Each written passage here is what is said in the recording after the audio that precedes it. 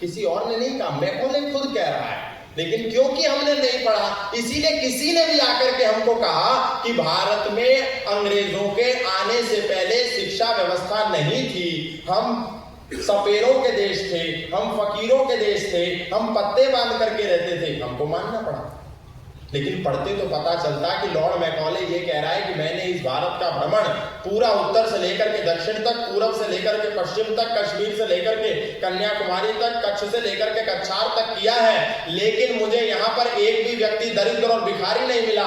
यहाँ के लोगों का बौद्धिक स्तर इतना ऊंचा है कि हम चाह करके भी इनको गुलाम नहीं बना सकते। जब तक हम इनकी सांस्कृतिक संपदा की जो रीढ़ है, गुरुकुल शिक्षा परंपरा, उसको ना तोड़ दें, तब तक इनको गुलाम नहीं बनाया जा सकता।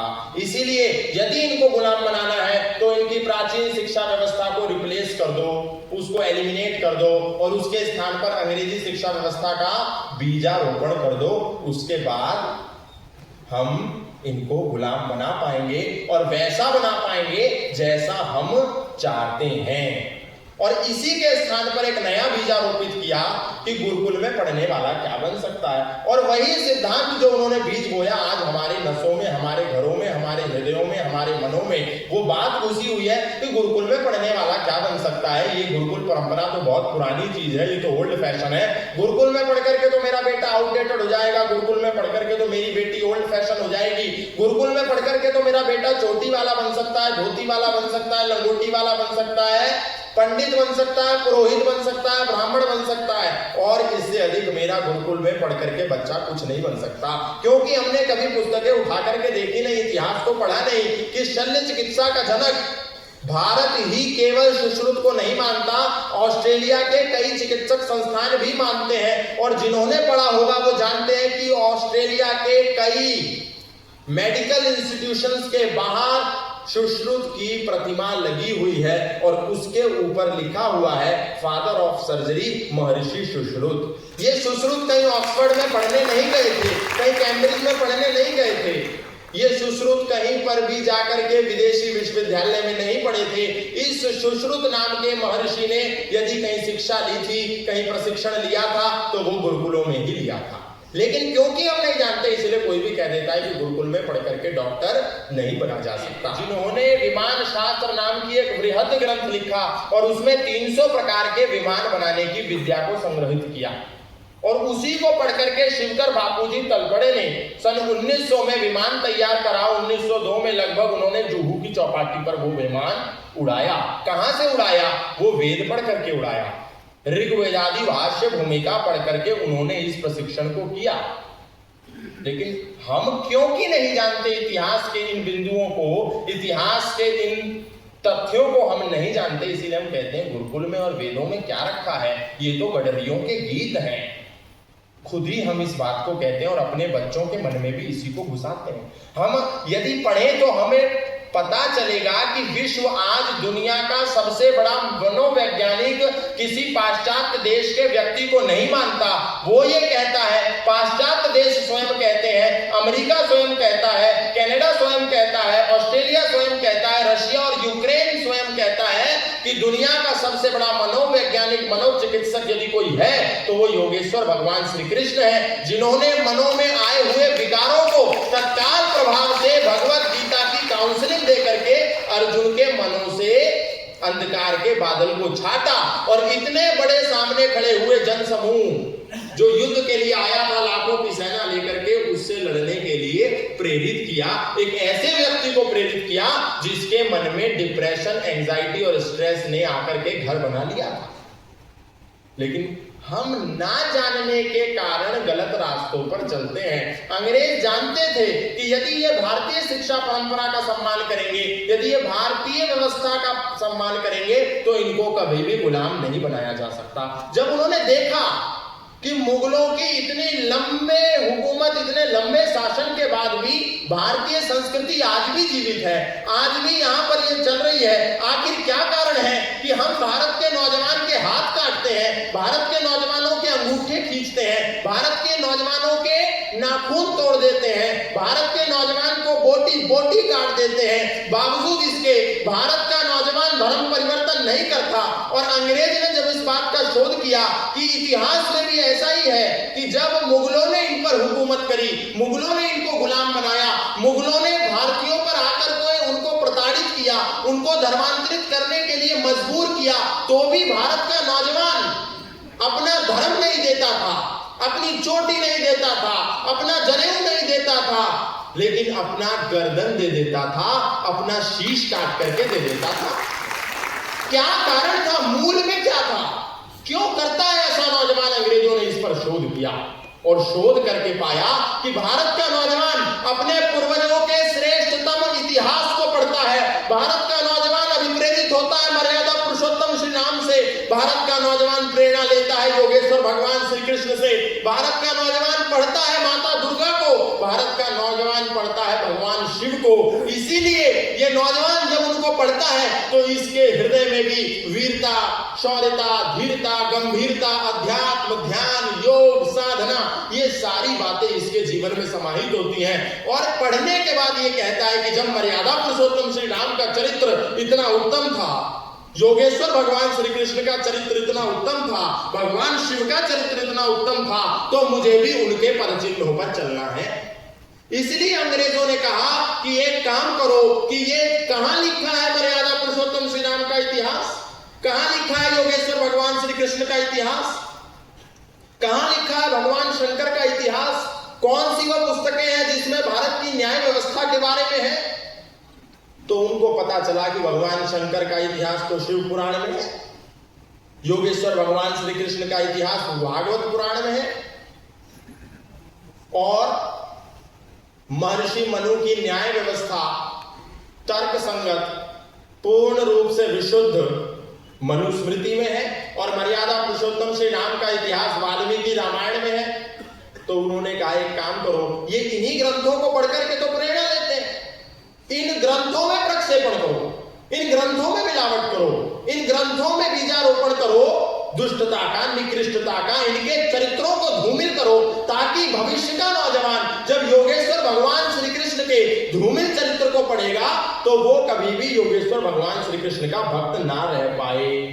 जब वो शंकर भगवान के झूठे चरित्र को, निकृष्ट चरित्र को, पापात्मा चरित्र को, दुरात्मा युक्त चरित्र को पढ़ेगा तो वो कभी शंकर भगवान का भक्त रह ही नहीं सकता। इसीलिए तुम ध्यानी शंकर को हटा करके गंजेड़ी शंकर को उसमें डालो, योगेश्वर श्री कृष्ण को हटा करके भोगेश्वर श्री कृष्ण का चरित्र प्रतिपादित करो, न्याय प्रिय राजा राम का चरित्र हटा करके भेदभावी शंभूक आदि दलित ऋषियों को, शूद्रों को प्रताड़ित करने वाले राम का चरित्र प्रतिपादित करो, और मनु की न्याय व्यवस्था जो ब्राह्मण, क्षत्रिय, वैश्य और शूद्र को समानता का अधिकार देती है, महिला को उसका सम्मान का प्रावधान देती है, ऐसी मनुस्मृति में भी तुम डिवाइड एंड रूल का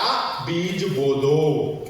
और उसके लिए विलियम हंटर नाम के एक अंग्रेज को अपॉइंट करके इन विधर्मियों ने विलियम हंटर कमीशन की स्थापना करके इन सारे ग्रंथों के धूमलीकरण का कार्य शुरू कर दिया। और आज आप इस बात को जानते हैं, वर्तमान में भी वो जो बीज बोए गए थे कि कृष्ण भोगेश्वर है, शिव गंजेड़ी है, हनुमान बंदर है और मर्यादा पुरुषोत्तम श्री राम भेदभावी है, महर्षि मनु दलितों के, शूद्रों के, महिलाओं के शोषक है, दोहन करता है, और हमारे सारे ऋषि, कोई किसी अप्सरा पर मोहित हो रहा है, कोई किसी देवी को देख करके उससे व्यभिचार करने के लिए भागता है, कोई किसी अप्सरा को देख करके उसके पीछे लोटपोट हो जाता है, सबका चरित्र ऐसा कर दिया। आप सब जो कोई एकादशी की व्रत कथा करता होगा, जो किसी अन्य देवी देवता की व्रत कथा करता होगा,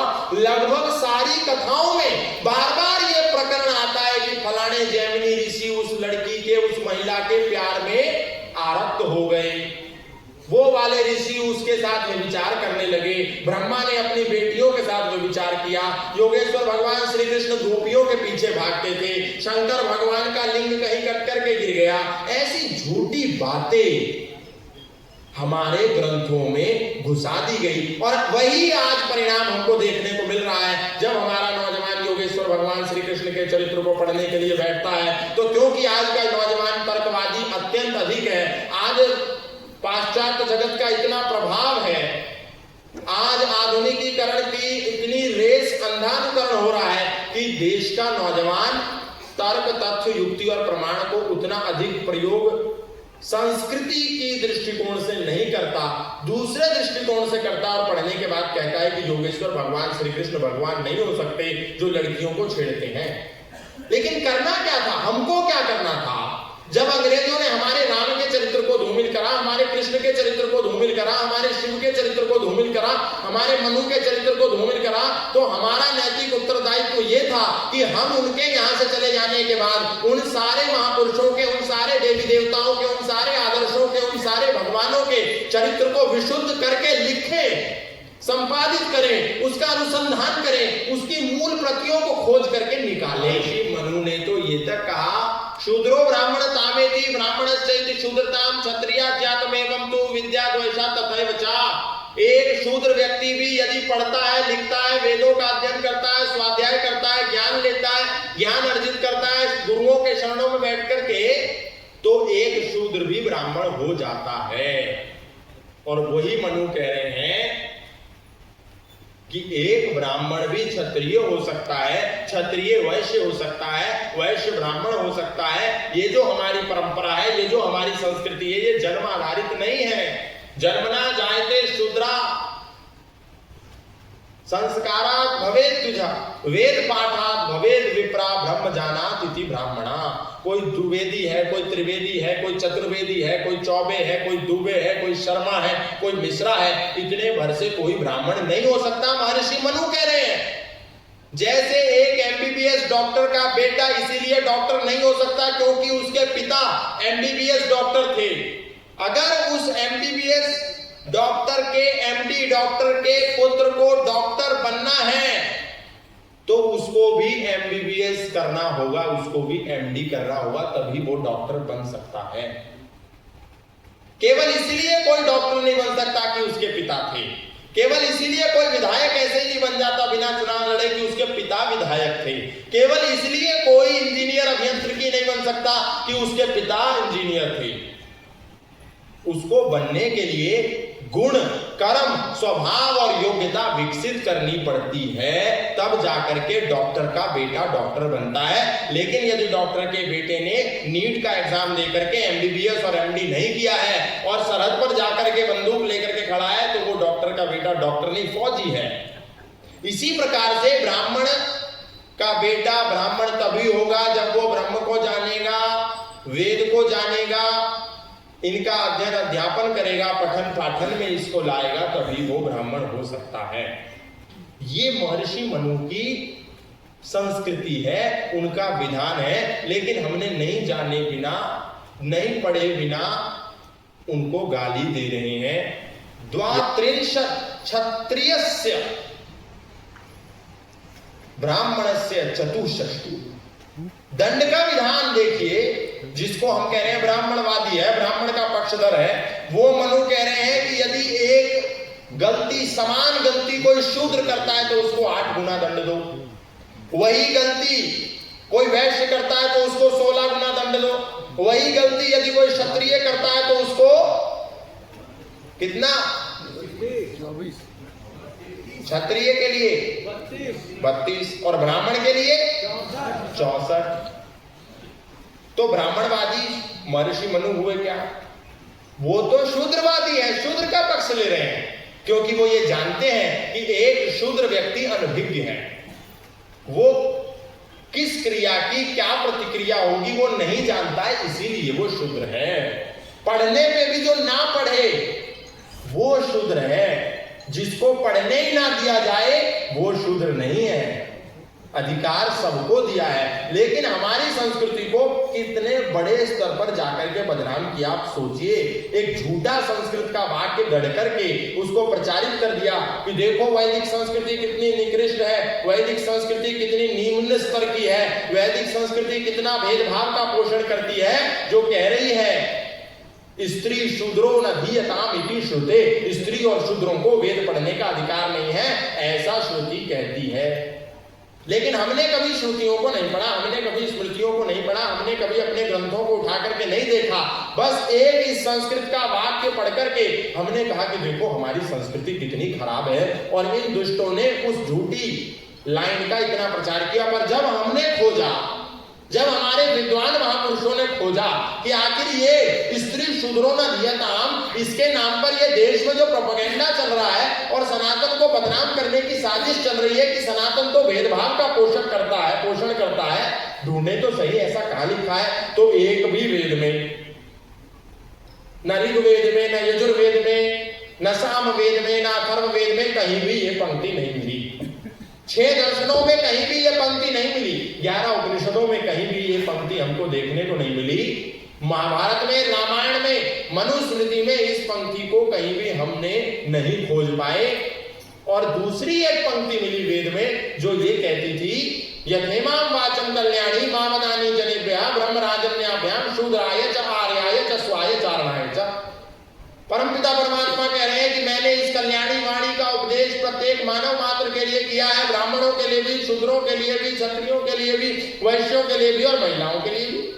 तो ये पंक्ति कहां से आई? जानबूझ करके संस्कृत में एक पंक्ति का निर्माण किया गया, क्योंकि वे जानते थे कि सनातन धर्मी संस्कृत नहीं पढ़ता है, सनातन धर्मी संस्कृत से प्रेम नहीं करता है, सनातन धर्मी अपने ग्रंथों से प्रेम नहीं करता है। प्रचारित कर दो, उसी संस्कृत के वाक्य को शास्त्र का वाक्य मान करके स्वीकार कर लेता है।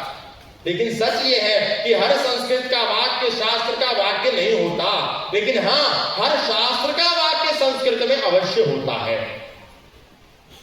इसके शास्त्र का वाक्य नहीं होता, पर हर शास्त्र का वाक्य संस्कृत में अवश्य होता है।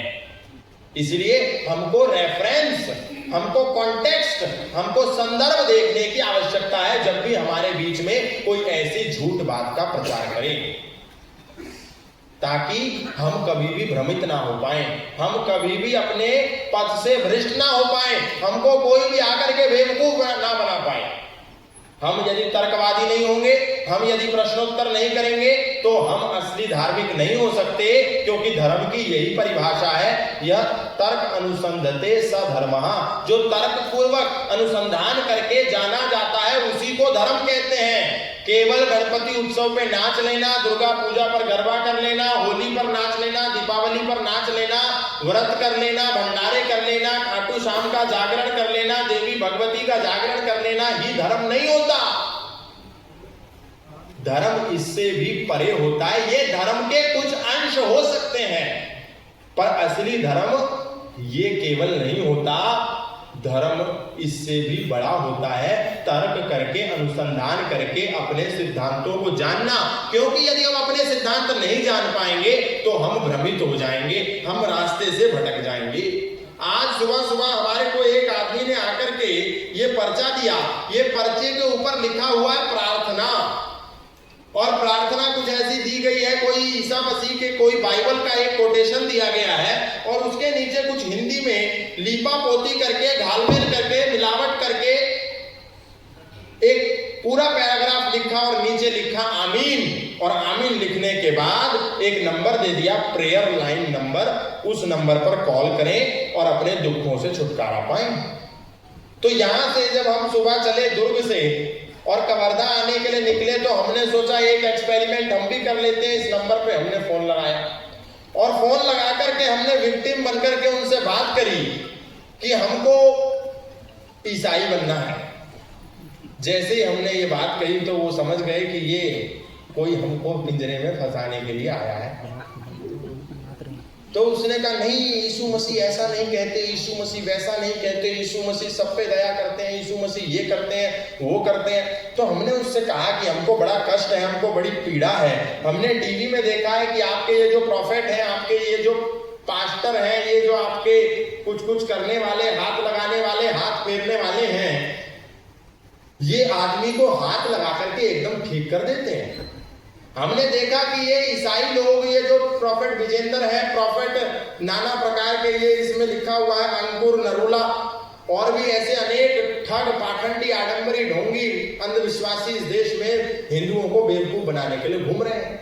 तो हमने उनसे कहा कि हमने देखा कि आपके ये जो गुरुजी हैं, ये लोगों के हाथ फेरते हैं, और हाथ फेर करके कोई चल नहीं सकता था वो चलने लगता, कोई बोल नहीं सकता था वो बोलने लगता है, कोई बैठ नहीं सकता था वो बैठने लगता है, कोई किसी का हार्ट फेल था उसका हार्ट सही हो जाता है, किसी का कैंसर सही हो जाता है, किसी की किडनी सही हो जाती है।